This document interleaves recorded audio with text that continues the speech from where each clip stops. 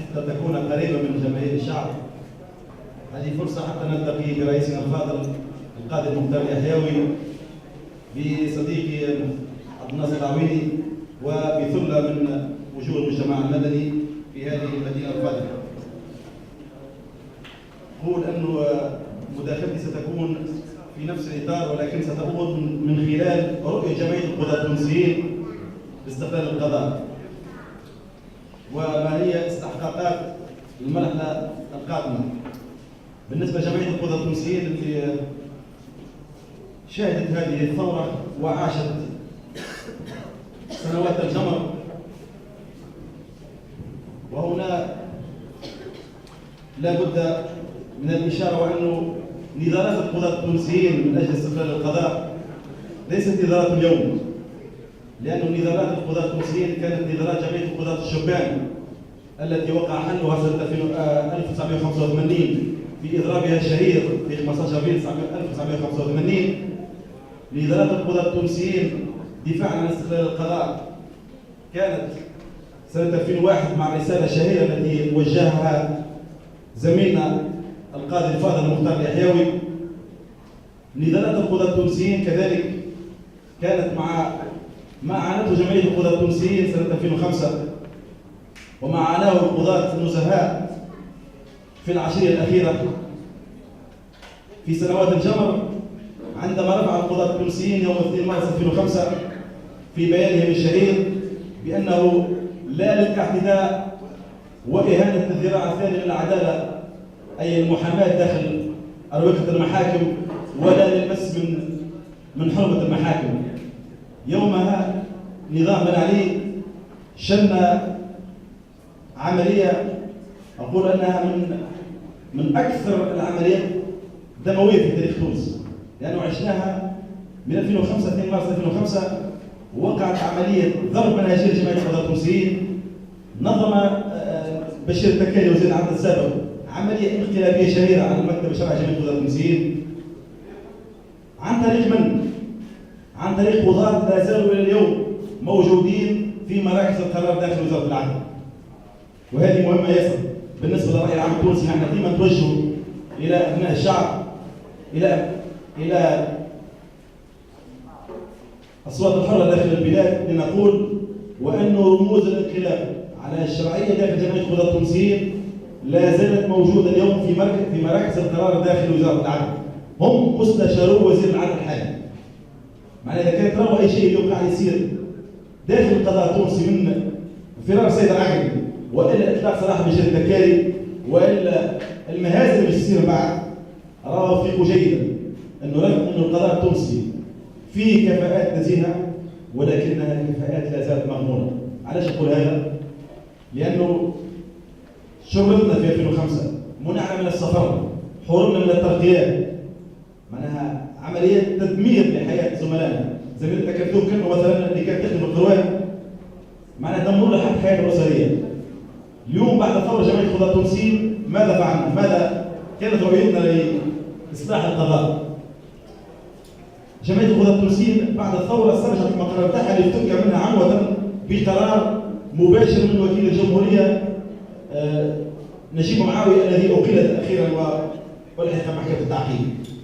بعد الثورة استرجعنا من نفس الشخص، وهذه مسألة مهمة ياسر، إنه نفس الشخص اللي سحب منها المفاتيح مقر الجمعية وقام بخلع المقر مفاتيح المقر وسلمها للمكتب المنصب، اليوم بعد الثورة هو اللي سلم لنا مفاتيح مقر جمعية القضاة التونسيين. بدأنا مبكرا بعد الثورة في تجسيم رؤيتنا لإصلاح القضاء. قدمنا يوم 2 فبراير في لقاءنا مع وزير العدل رؤية جمعية القضاة التونسيين لإصلاح القضاء، ولكن أقولها صدمنا بماذا؟ صدمنا في أول جلسة مع وزير العدل بمكتبه يوم 2 فبراير بوجود نفس الذريعة بن علي. وزير العدل كان موجودا وكان يحيط به هم مستشارون بشير التكالي. تصوروا أنه أعضاء المكتب التنفيذي لجمعية القضاة التونسيين الذين شرطنا وتعرضنا إلى القمع من نفس الوجوه ندخل بعد الثورة إلى وزارة العدل لا نجد تغييرا من داخل وزارة العدل إلا في شخص وزير العدل. نفس الوجوه، نفس الرموز، ونفس المشروع. قدم جمعية القضاة التونسيين تصورها لإصلاح القضاء. نحن تصورنا الوضع لإصلاح القضاء، وهذا ما سأمر عليه بسرعة.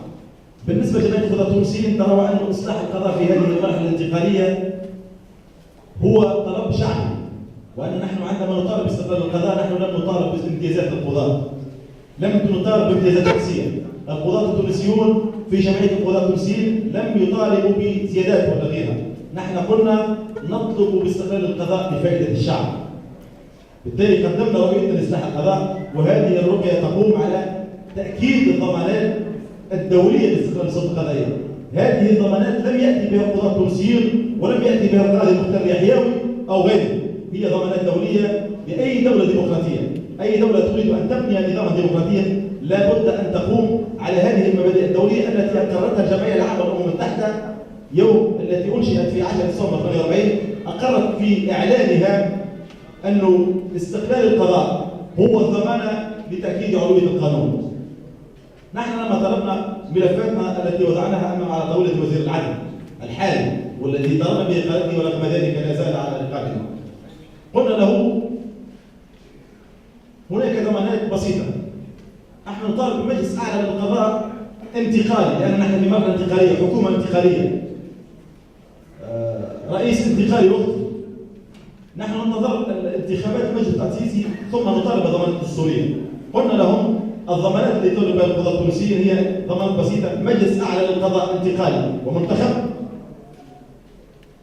رفع وصاية وزير العدل على النيابة العمومية، بالتالي تحرير النيابة العمومية. وهذا أقول تحرير النيابة العمومية لأن النيابة العمومية اليوم اللي تحكمها مجلة الإجراءات الجزائية لا زالت إلى اليوم مكملة. هذه النيابة العمومية التي يسمح لها القانون بمجرد وشاية أن تفتح بحثا هي اليوم لا زالت تعيش في عهد التعليمات. لذلك قلنا لوزير العدل، قلنا له لا يعقل بعد الثورة أن تتواصل أنت يا وزير العدل بصفتك رئيس النيابة العمومية. اترك لهذه النيابة لهؤلاء القضاة حرية اتخاذ القرار. اليوم وقت ننظر إلى قضية سيد العقربي وفراش سيد العقربي، وأنا أقولها وأتحمل مسؤوليتي من منطلق صفتي في جمعية القضاة التونسيين، أن وكيل الجمهورية بتونس لم تكن له مش الشجاعة، لم تكن له سلطة اتخاذ القرار، لأنه كان ينتظر في التعليمات. لأنه عندما حال وزير المالية الشكاية يوم 18 جويلية بقى ينتظر وكيل الجمهورية ينتظر في التعليمات باش يحيلها باش يصدر قرار في تحجير السفر.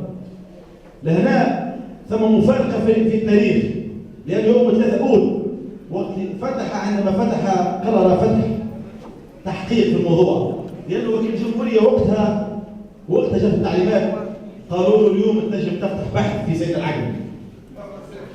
قالوا له اليوم افتح بحث، وفي نفس الوقت اللي هو فتح فيه بحث أذاعوا خبر سفرها يوم 30 جويلية.